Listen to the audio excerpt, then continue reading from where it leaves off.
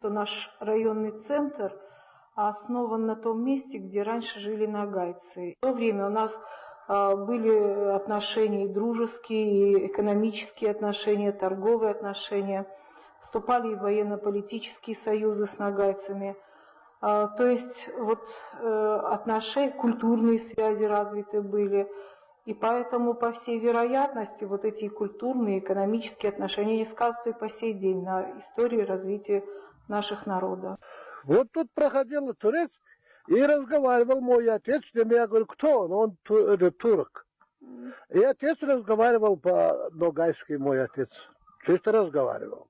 Хорошо он разговаривал. Я его спросил тогда, я говорю, кто он по нации? Он говорит, турк. И с ним разговаривал по-своему. Я их не понимал. От наших предков мы узнали, что здесь жили нагайцы. Их поселение здесь было, называется Кет. В Кете они жили. Они в основном питались звериной мясом и скотской. Тут пахотной земли не было. Ну, то, что мы знаем. А чем они занимались? Может быть, они что-то изготовляли? Чем вообще? Может, ремесло какое-то? Ремесло, с глиной делали эти кувшины. А в основном вот этим занимались. Еще есть в двух местах, где известь жгли. Вот, строили вот эти склепы от этой извести. В склепах было надписи. Их никто не знал, что на за надписи. Языке? На арабском, да, на арабском языке. И никто не знал, что за записи. Вот один у нас есть парень. Он расшифровал. Расшифровал, учился в Москве. Когда он приехал, он сказал, что здесь похоронены все нагайцы.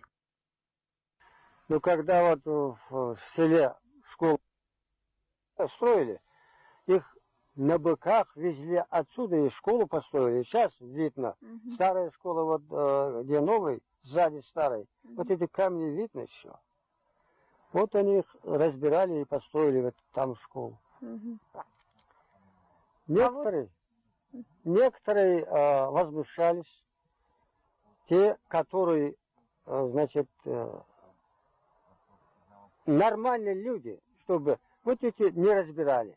Это исторические памятники, зачем их разбирать? Вот сосед мой, это я еще был в детстве, помню, он рассказывал нам, старик вот Кабанов, Магомед его звали, вот. И он рассказывал, как вот старик какой-то, вот приезжал к нему нагайцы, рассказывал, как они здесь жили, предки его. Он даже говорил, какой-то вроде возвышенный курган, и на нем дичка одна. Зарыл какой-то вот клад, но он сам не смог уже после всего этого сюда приехать. И остался это здесь, и никто не знает весь, что это по его рассказам, вот, всего рассказывал, что слышали мы. Даже мы как-то в детстве пошли втроем, думали этот клад найти. И как будто вот тогда кости вот эти были человеческие, мы их стали потом, закопали их. Все. Это вот это место, как еще даже вот с могильников выбрасывали кости вот эти. А вот старшие, вот поколение нашей матери, они вот собрали нас здесь, вот и собрали эти кости. Обратно вот в этот могильник, склеп занесли, оставили там. Это вот было 2 пирога, их поминали. С тех пор каждый раз, каждый год их поминает, делает для них вот это 2 пирога, что вот их предки, их поминают, чтобы их кто-то не забывали, все равно это на нашей земле здесь. Исполняют вот этот свой долг, это как мусульмане, вот наши матеря, вот эти старшие отцы, вот это все. Нагайцы, значит, осетины очень связаны с культурным отношением, потому что и танцы, есть одинаковые, значит, танцы, и одежда, и, значит, старинные обычаи наши тоже сходные с нагайцами. Мы хотим, чтобы между нами с нагайцами было связь. Очень даже. Дружно. Чтобы это всегда и младшим остался, и всем. вашим и нашим между нами. Для молодежи, если мы оставим такое впечатление, дружба, это будет самый золото, самый лучший на свете.